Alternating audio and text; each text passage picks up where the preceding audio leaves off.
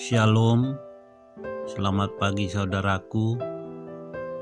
Saya senang dan bersuka cita berjumpa dengan saudara semua dalam renungan pagi ini. Kasih karunia dari Tuhan kita Yesus Kristus menyertai kita senantiasa. Sebelum kita mendengarkan renungan firman Tuhan, marilah kita berdoa.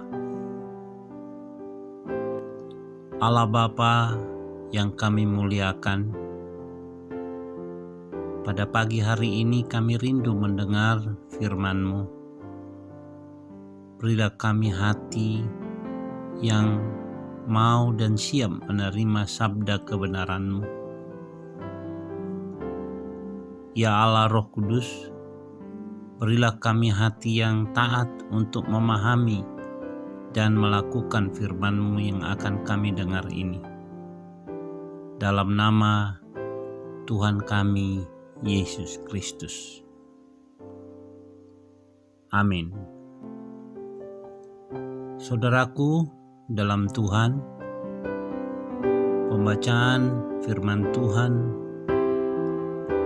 pada pagi ini diambil dari 1 Tesalonika 5 ayat yang ke-18.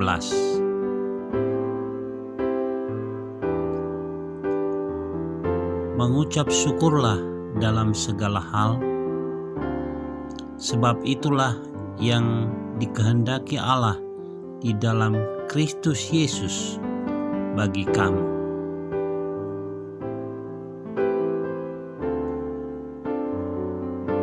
Mungkin mudah bagi kita untuk mengucap syukur ketika keadaan sedang baik-baik saja.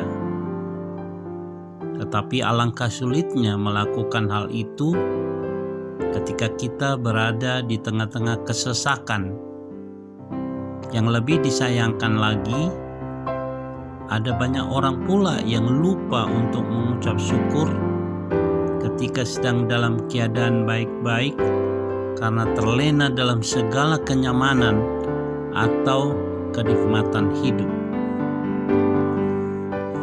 Sebuah ucapan syukur sesungguhnya merupakan hal yang sangat penting dalam kehidupan kekristenan, bukan cuma untuk menunjukkan kita sebagai pribadi yang menghargai segala yang sudah diberikan Tuhan dalam hidup ini, tetapi juga karena ada kuasa di balik sebuah ucapan syukur.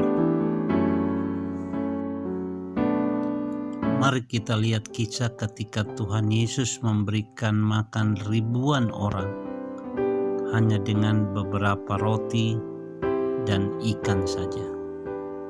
Itu tertulis dalam Matius 15 ayat 32 sampai 39 dan juga dalam Markus pasal 8 ayat 1 sampai 10. Kisah ini terjadi setelah Yesus berkhotbah kepada ribuan orang dan menyembuhkan mereka yang sakit.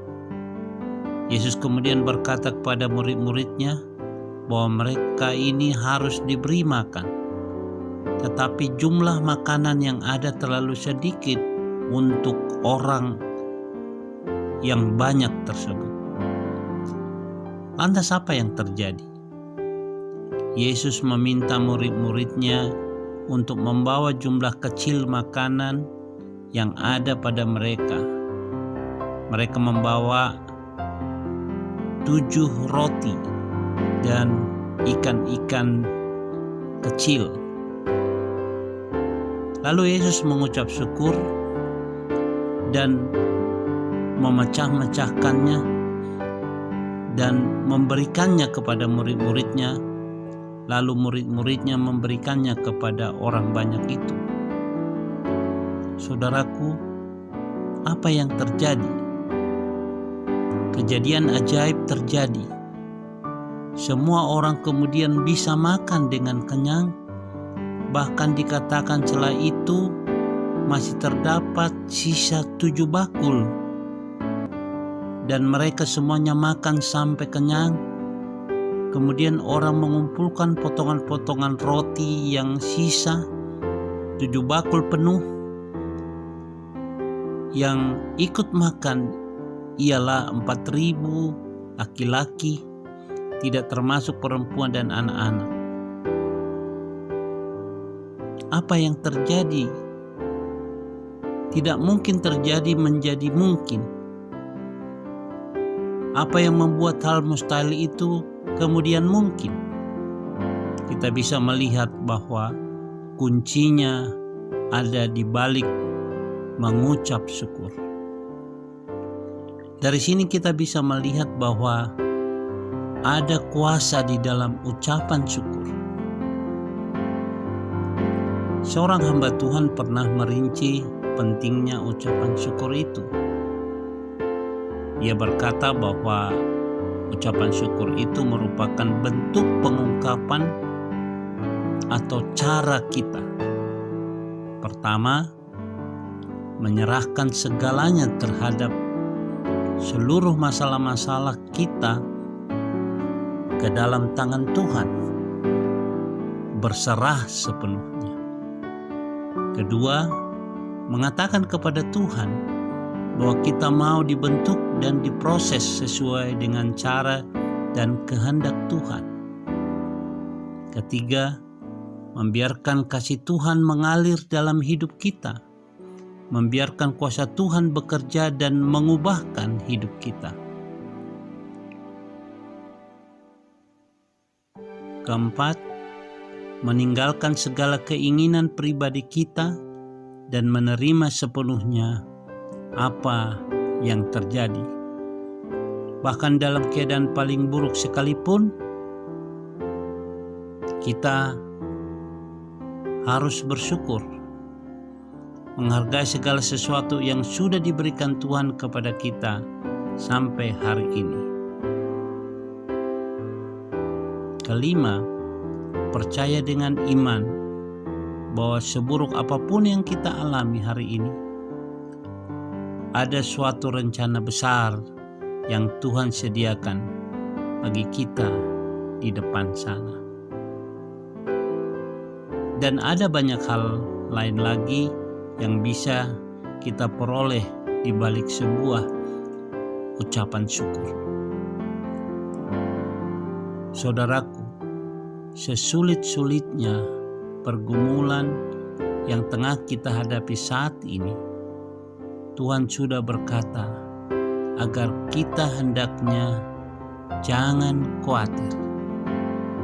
Dalam Filipi 4 ayat 6, janganlah hendaknya kamu khawatir tentang apapun, tetapi nyatakanlah dalam segala hal keinginanmu kepada Allah dalam doa dan permohonan dengan ucapan syukur. Dari ayat ini kita bisa melihat bahwa kita tidak perlu khawatir, tapi kita diperkenankan untuk menyampaikan keinginan dan harapan kita kepada Tuhan, dan itu dilakukan dalam doa dan permohonan yang disertai ucapan syukur. Saudaraku yang dikasihi Tuhan, apakah yang saudara alami pada saat ini? Mungkin kita mengalami banyak perkara-perkara yang sulit dan kita tidak tahu bagaimana jalan keluar. Kita mengeluh, kita mungkin kesal, mungkin saja kita mempersalahkan Tuhan dalam keadaan yang kita alami saat ini.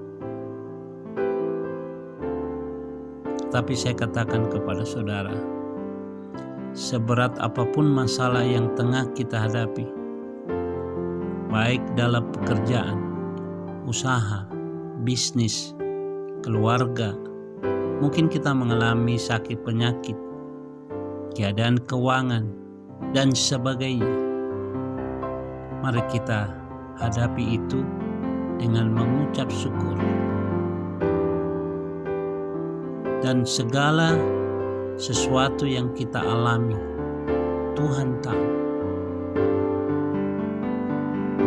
Hanya yang penting saat ini, maukah kita datang kepada Tuhan dan menyerahkannya semuanya?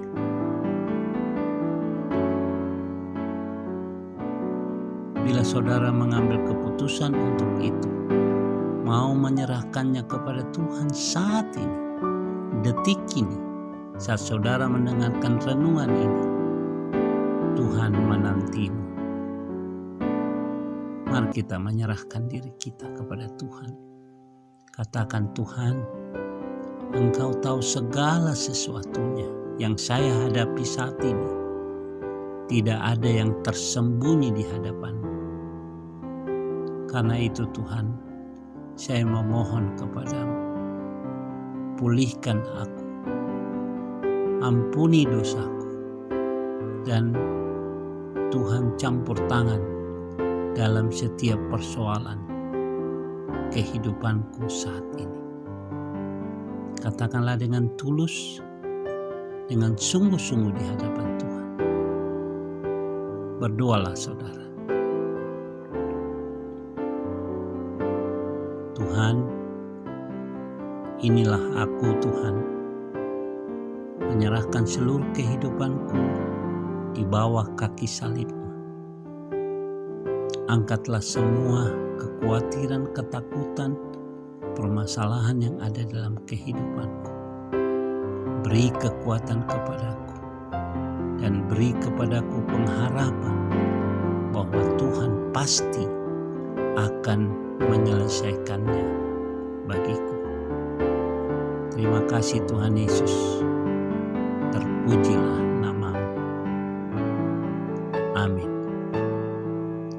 Saudaraku yang kekasih, sampai di sini renungan kita pagi hari ini.